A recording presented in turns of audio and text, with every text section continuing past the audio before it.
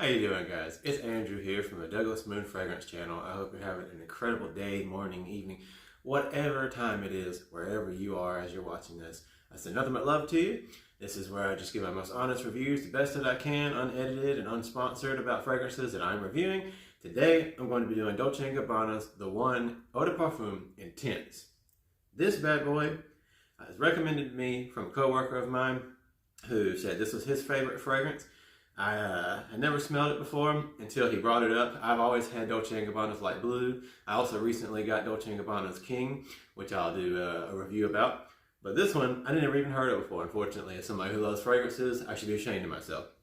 So instead of getting the EDT, which I will eventually do a review of, I went straight for the kill, got the intense. I like more intense things. I like things that are going to be guaranteed to last longer. But the bottle, super simple, nothing crazy. Comes in a simple box, and then the bottle itself, nice. Got a good shine to it, but it's nothing fancy. I've never actually smelled it directly from the atomizer before. Oh wow, I actually really love this one. My wife loves this one. It became definitely on her list of favorites when I first smelled it. The notes before I spray it on the actual Dolce & Gabbana website say that it opens with lemon and crisp Granny Smith apple. In the middle, I believe it said jasmine and marigold blossoms. And then underneath, you've got, I think it said sandalwood. I definitely know it said musk. Either way, it has those woody, warm undertones that are pretty strong in the overall fragrance, but the top notes with the Italian lemon and the crisp Granny Smith apples, and then the jasmine and marigold, definitely there. And the atomizer, it's kind of lotiony mixed with the fruity smell, but not in a bad way. It doesn't smell cheap. It's just very floral. But the spray, let's do the atomizer. It's very gentle. It's like a little mist that comes down. Nothing crazy. It's not an immediate, passionate powerful room filler, but once it starts to, oh my God. Now, again, not to gush too much, but I love this. I'm not always saying things are amazing. If you see my other videos, I can be pretty harsh on some stuff, but my goodness. This one is ridiculously beautiful. It's very feminine, to be honest with you. But it is so, so nice. This is one of those fragrances where I have actually had people tell me that it smells good. Compliments is not something that actually happens super often for a lot of people. I mean, maybe it does for you. But for a lot of people I know, it's not very often that people actually are willing to come up and approach you to tell you you smell good. Maybe people are shy, I don't know. But when something smells so good they just can't help it, they say something. And that's happened only rarely a few times with me. And this is one of those ones that did that. I can honestly say it smells so beautiful. That the floral mixed with the lemon notes are so strong. If you've ever smelled Mont Blanc, it's like a Creed Aventus-ish DNA, that pineapple-y, citrusy scent, lemony type of scent, or Armaf Club de Nuit. There's like a hint of that almost underneath there. In a way I've never thought about before, but it's almost kind of like that once it starts to ease back. But that lemon, I don't really get too much of the apple, to be honest with you, but that lemon mixed with the jasmine and the marigold is strong with those musky undertones.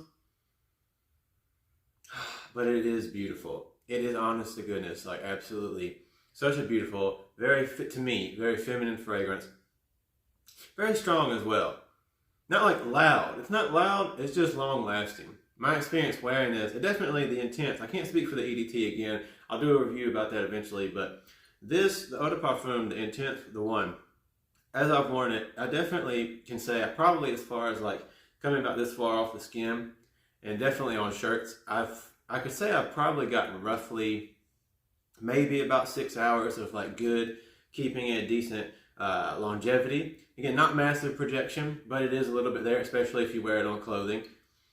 It becomes a skin scent within 2 hours, where it's not radiating off, but it's pretty decent. But definitely good, long lasting, very nice, crisp, fresh, beautiful fragrance.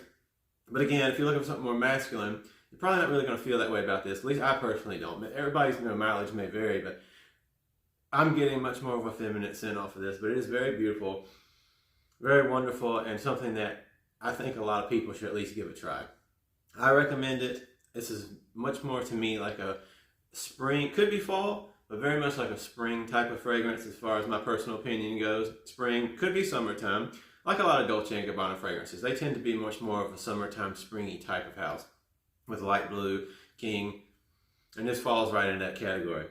As it sits there and has time to open up, it just smells so nice. It smells pleasant. It smells peaceful. I think it gives off, the fragrances you wear give vibes around the people around you. This definitely gives off a very relaxing type of smell. And I highly recommend this. Overall, I definitely could say this is something that you should pick up. It's not super expensive. Most Dolce & Gabbana fragrances are not very expensive. I don't remember exactly how much this was, but I think if you go on cheap like discounter websites, like I go to FragranceNet very often, I cannot recommend going to FragranceNet enough. You will get things for discounted prices like $37 or so. I'm not sponsored again, I just use it. I am a guy who wants to save money. I want you to save money if you can. It's not like they're sending you crappy quality stuff. Everything I've gotten almost has come from FragranceNet, even if I go test it in Sephora or Ulta, Macy's, somewhere like that, because I like to save some cash.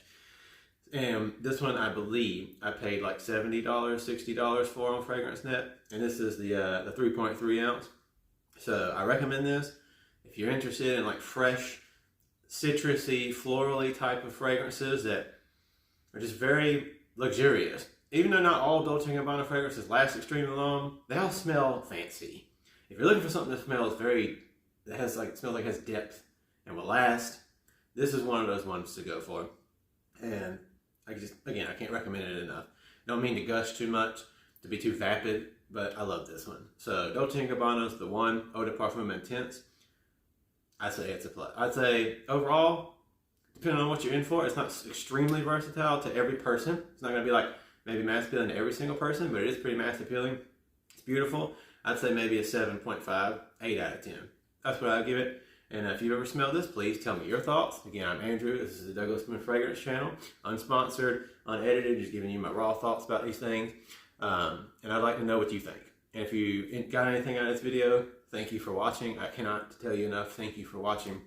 Please tell me some of your favorite fragrances or things you'd like to see me review in the future, as I'm trying to develop this channel, because I love fragrances deeply. I love scent as a whole. It means a lot to me. And getting to even do this at all just for fun means the world to me, because I just love talking about things that I'm passionate about, and this is one of those things. So again, Dolce & Gabbana the one, Eau de Parfum Intense. I recommend it. Thank you for watching. I love you guys, and God bless.